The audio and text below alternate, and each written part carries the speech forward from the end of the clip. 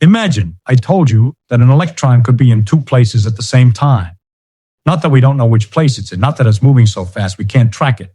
I mean that it's actually in both places simultaneously until we look at it.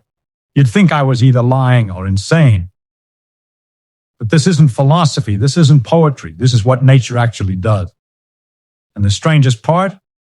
We've known this for nearly a century. We've tested it thousands of times. Yet most people, even many scientists, misunderstand what's really happening. My name is Richard Feynman, and today I want to explore with you one of the deepest mysteries in physics, quantum superposition. Not to mystify you, but to demystify you, to show you what we actually know, what we don't, and why this strange idea works. Here's the thing about the everyday world. Everything has definite properties. A coin is either heads or tails. A light is on or off if you're either here or there.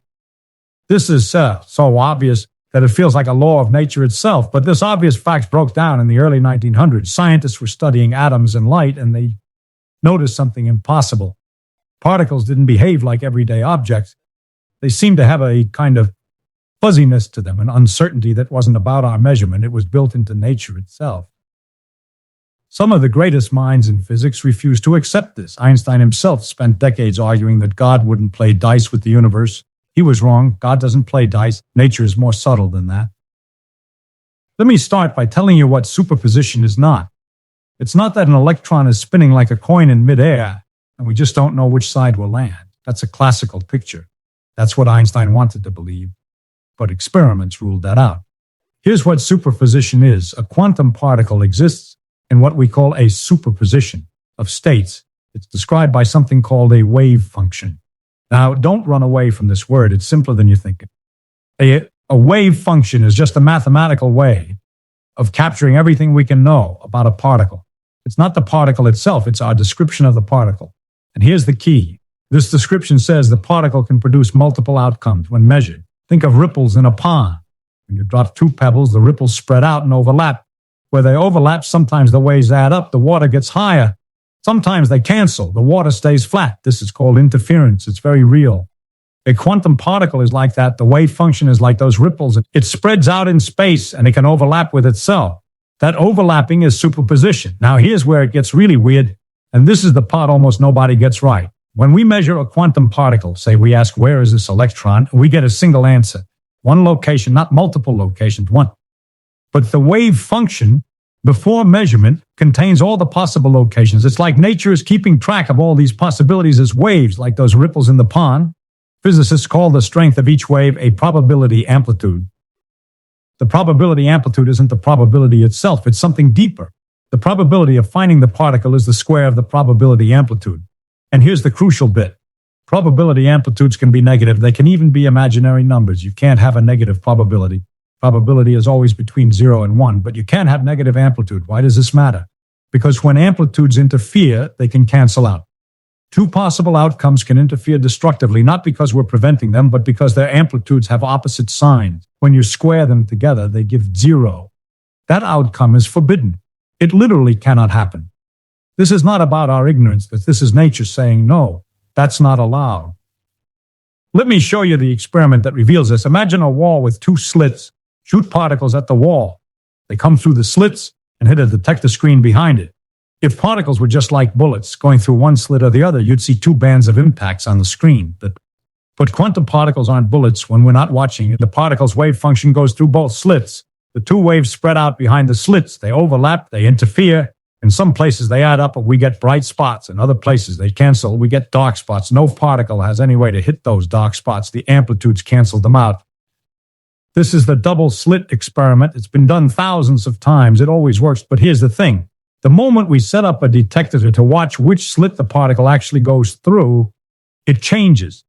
Now it's forced to go through one slit or the other. The interference pattern vanishes. We get two bands just like bullets, and the particle knows we're watching. That's another way to say the wave function changes based on what we measure. I want to address the popular idea that a quantum particle is in all states until we observe it.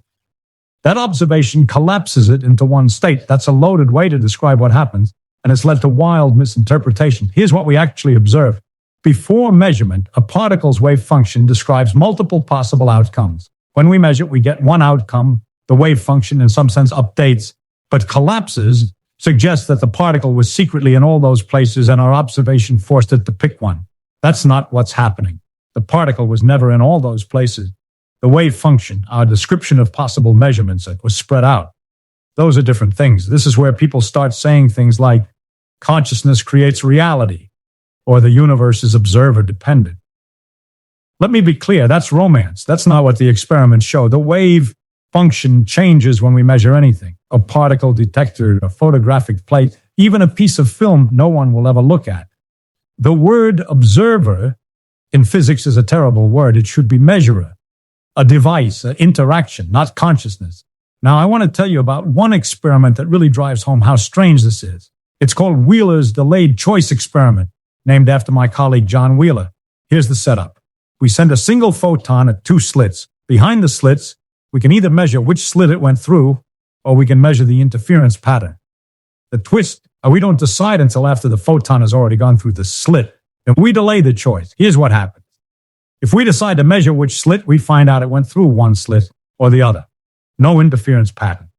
But if we decide to measure the interference pattern, we find that retroactively, in a sense, the photon's history was such that it went through both slits. An interference pattern emerges. The photon didn't know what we would measure.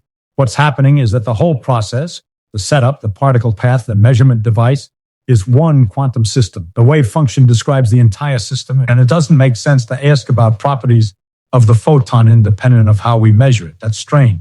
But it's not mystical. It's measurable. It works. I should mention Schrodinger's cat, since people always do. Erwin Schrödinger proposed a thought experiment.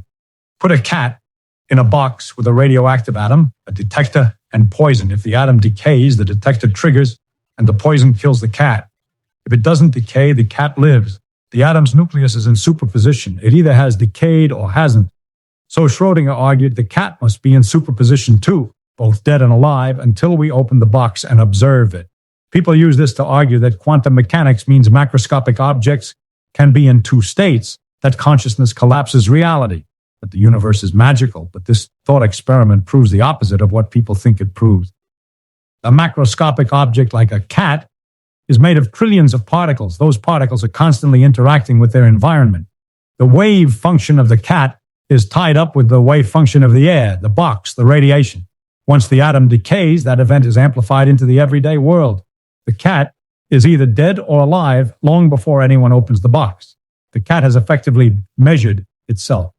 Superposition is real for small quantum objects, but when you connect a quantum system to a large complex environment, the superposition rapidly decoheres. The clean quantum behavior washes away. That's not a failure of the theory. That's why we don't see quantum superposition in everyday life. It works perfectly. Now, I should tell you that physicists don't actually agree on why superposition works. We agree that it does. We can use it to make predictions. We can make quantum computers with it, but the meaning is debated.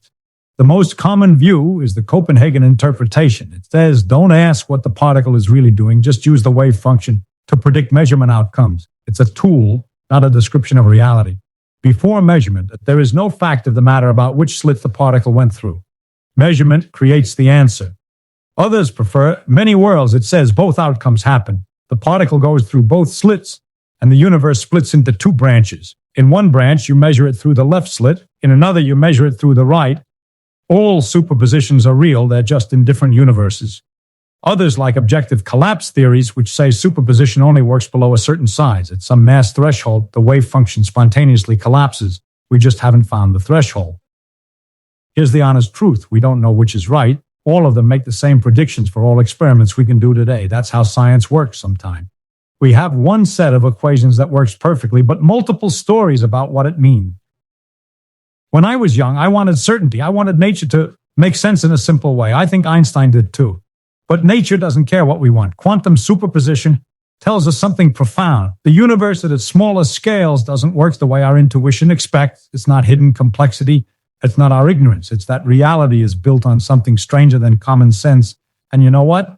That's beautiful. The wave function works. It predicts with uncanny precision. We use it to build lasers, transistors, quantum computers. We understand how atoms bond, how stars burn, and how life works.